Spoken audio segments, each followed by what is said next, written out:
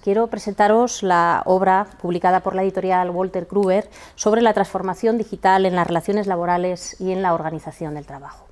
Esta obra es el resultado de más de 4 años de análisis, de estudio sobre el impacto que han tenido en las relaciones laborales las tecnologías de la información y de la comunicación. Tenemos un modelo de ordenamiento jurídico laboral en España que está basado en el sistema de relaciones industriales del año 1980. Por tanto, desde la generalización del uso de dispositivos digitales, Internet, las nuevas formas de organización del trabajo exigen un cambio de la legislación laboral. Hemos visto en los medios de comunicación cómo empresas han tenido que retirar sus programas informáticos para el reclutamiento de trabajadores porque tenían sesgos discriminatorios hacia la mujer, porque las personas dedicadas a elaborar esos software incluían las formas de reclutamiento de los últimos 10 años y, por tanto, la inteligencia artificial ha hecho suyos todos los errores de discriminación que se estaban llevando en la práctica. Hemos tenido conocimiento de que aparecen nuevos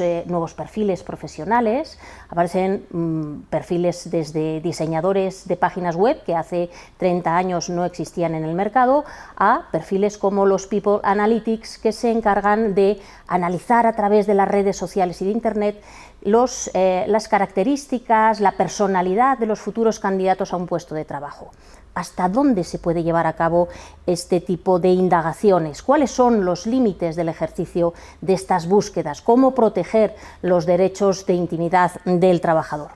Hemos visto también la problemática que plantea la utilización de tecnologías de la información y la comunicación, porque cada vez que accedemos a un dispositivo digital va dejando una huella digital con nuestro nombre y apellido. De manera que este tipo de cuestiones están afectando también al sistema de relaciones laborales. Los organismos internacionales ya están hablando del riesgo de personas con analfabetismo digital, cómo abordar políticas públicas dirigidas a fomentar la educación, qué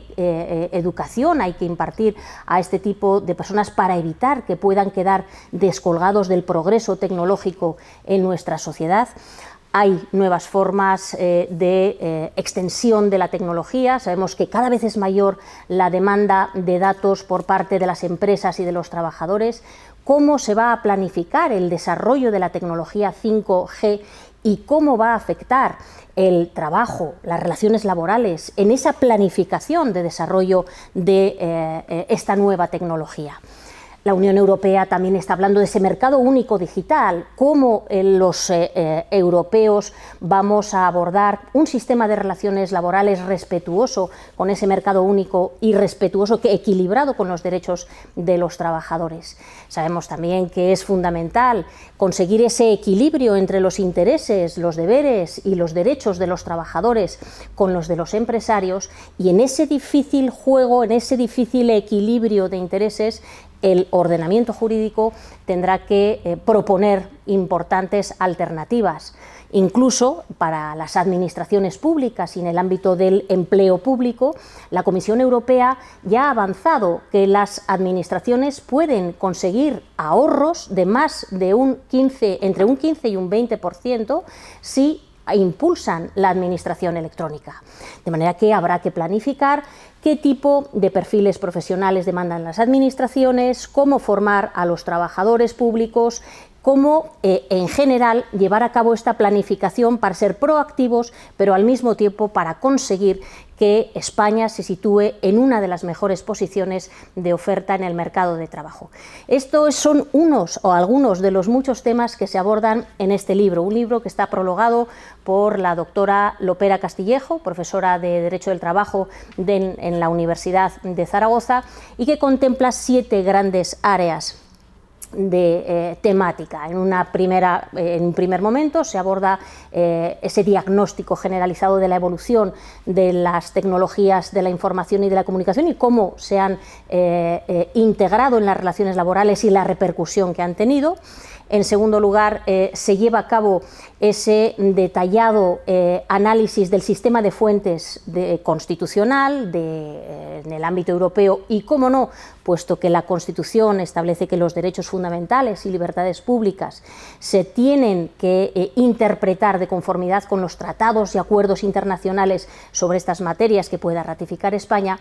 y en este sentido, además, el propio Tribunal Constitucional reconoce que la Constitución española es ese marco de coincidencias lo suficientemente amplio como para dar cabida al diálogo y a distintas formas de organización, en este caso de las relaciones laborales, y al mismo tiempo lo suficientemente flexible para no petrificar el sistema de relaciones laborales.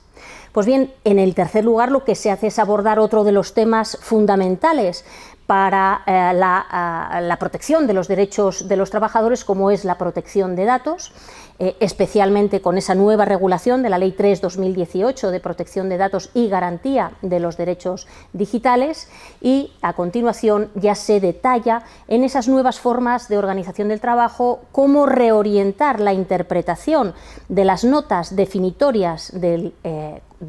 contrato de trabajo, con un análisis específico de esas nuevas fórmulas como puedan ser los rider o los glover o trabajadores de las plataformas digitales, e incluso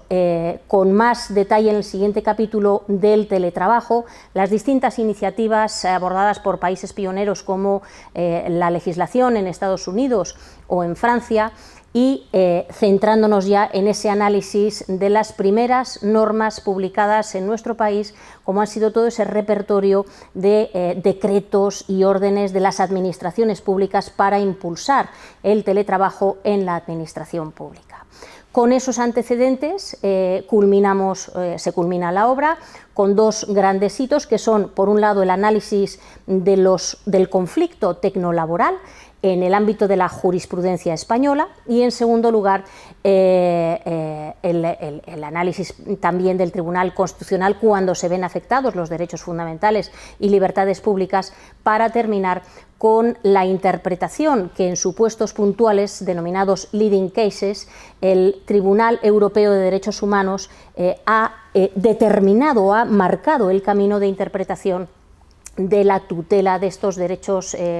derechos tecnolaborales en los que se ven afectados derechos fundamentales de los trabajadores. Me gustaría que esta obra sirva al lector para ilustrarle, para marcarle el camino y para que disfrute sobre los retos y oportunidades que ofrecen las tecnologías para las relaciones laborales, tanto desde el punto de vista empresarial como desde el punto de vista de los trabajadores y de las organizaciones representativas de ambos, y, por supuesto, como no, si esto sirve de granito de arena para mejorar las relaciones laborales en nuestro país, será una oportunidad extraordinaria. Muchas gracias.